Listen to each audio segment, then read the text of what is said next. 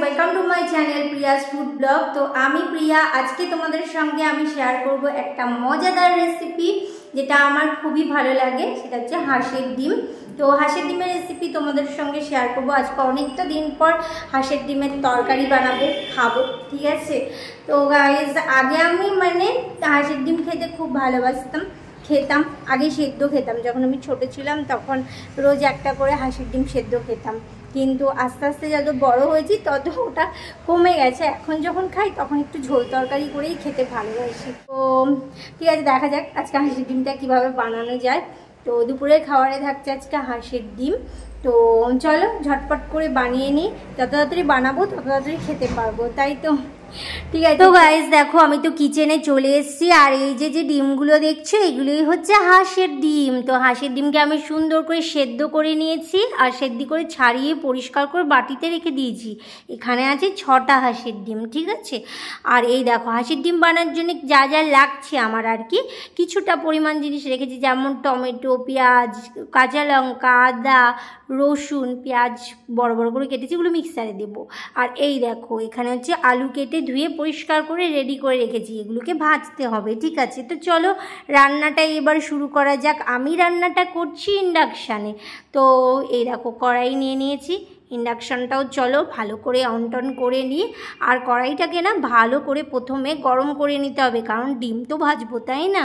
তো আমি এখানে যে তেলটা ইউজ করছি এটা ইমামি রাইস ব্র্যান্ড অয়েল, ঠিক আছে। এই দেখো, আমি তেল দিয়ে দিয়েছি। এইবারে তেল দেওয়ার পর এবারে আমি ডিমের মধ্যে নুন দিলাম আর হলুদ দিলাম, ঠিক আছে। এটাকে ভালো করে মিশিয়ে নিলাম। ডিমের গায়ে দেখো নুন হলুদ ভালো করে লেগে গেছে। আর এইবারে তেল পুরো গরম হয়ে গেছে, এখানে আমি দিয়ে দিচ্ছি ডিমগুলো, ঠিক আছে। একটা একটা করে ডিম সব দিয়ে এবারে এই গরম তেলের মধ্যে ডিমগুলোকে সব ভালো করে ভেজে নিতে হবে। তো আমি দেখো ডিম দেওয়ার পরে এগুলোকে নাড়াচাড়া করে ভালো করে ভেজে নিয়েছি। এবার আমি ওই তেলের মধ্যেই দেখো আলু ভেজে নেব। হাঁসের ডিমটা না একটু আলু কড়া কড়া করে লাল লাল করে ভেজে নিলে ভীষণ ভালো লাগে। তো তাই জন্য দেখো এখন তেলের মধ্যে দিয়ে দিচ্ছি আমি নুন আর হলুদ, সব মিশিয়ে আলুটাকে ভালো করে ভাজতে দিতে হবে একটু সময় দিয়ে। এই দেখো আলুগুলো ভাজা হচ্ছে।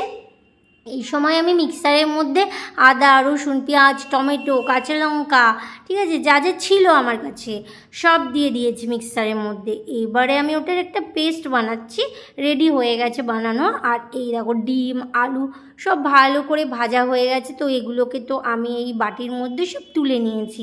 দেখো কেমন সুন্দর করে আলুগুলো ভেজেছি আমি।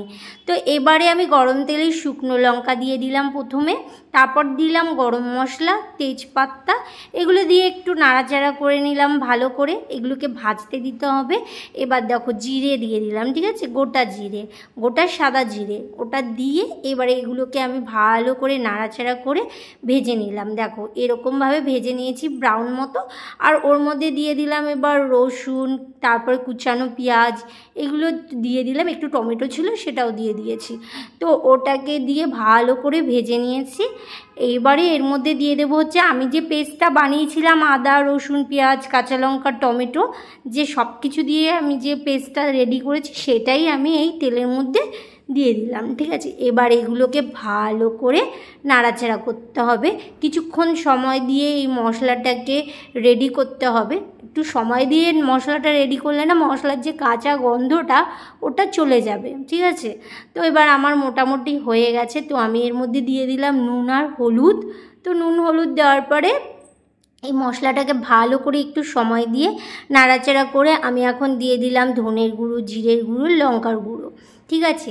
এই তিনটেই মশলা তো রানে সুস্বাদু এনে দেয়, তাই না, রান্নাতে। তো এইবারে দেখো দিয়ে দিলাম আমি এর মধ্যে একটুখানি জল, মিক্সি ধোয়া জল দিয়ে দিলাম।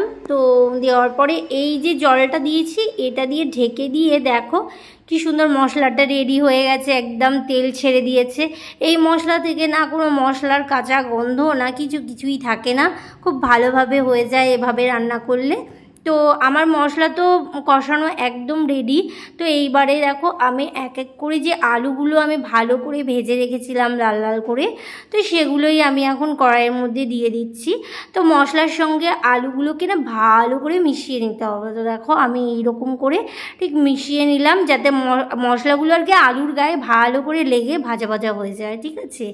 এইবার আমি এতে দিয়ে দিলাম পরিমাণ মতন জল। তো দেওয়ার পর দেখো ঢেকে দিয়েছিলাম। তো আলুগুলো এবারে মোটামুটি সিদ্ধ হয়ে এসছে। আমি একটুখানি মানে ঝোল ঝোল টাইপই রাখবো, ঠিক আছে। তো এই দেখো এবারে আমি দিয়ে দিলাম ডিমগুলো।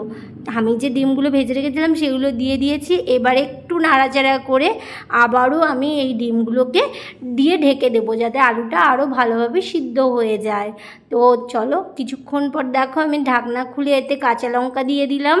আর কাঁচা লঙ্কা দেওয়ার পর এখানে দিয়ে দিলাম একটুখানি 1 চামচ চিনি। আর চিনি দেওয়ার পর দিয়ে দিলাম গরম মশলা। তো দেখো রান্নাটা রেডি। কেমন লাগছে বলো, একটু কমেন্ট করে তোমরা জানিও হ্যাঁ রান্নাটা কেমন লাগলো। আর এই রকমভাবে তোমরা রান্না করলে পড়বে দেখবে ডিম মানে হাঁসের ডিমের ঝোল দিয়েই ভাত খাওয়া হয়ে যাবে, আর কিছু লাগবে না। মানে যতটাই ভাত খাও দেখবে হাঁসের ডিম দিয়েই খাওয়া হয়ে যাবে।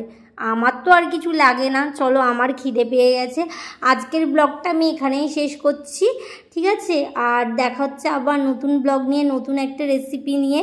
তোমরা যদি এরকমভাবে রান্নাটা করো দেখবে খুব সুস্বাদু হবে। রান্নাটা যদি কখনো করে থাকো আমাকে একটা কমেন্ট করে জানিও কেমন লেগেছে তোমাদেরকে খেয়ে, ঠিক আছে। আচ্ছা চলো আজকের মতন বাই বাই, টাটা। চ্যানেলটা সাবস্ক্রাইব করে দিও।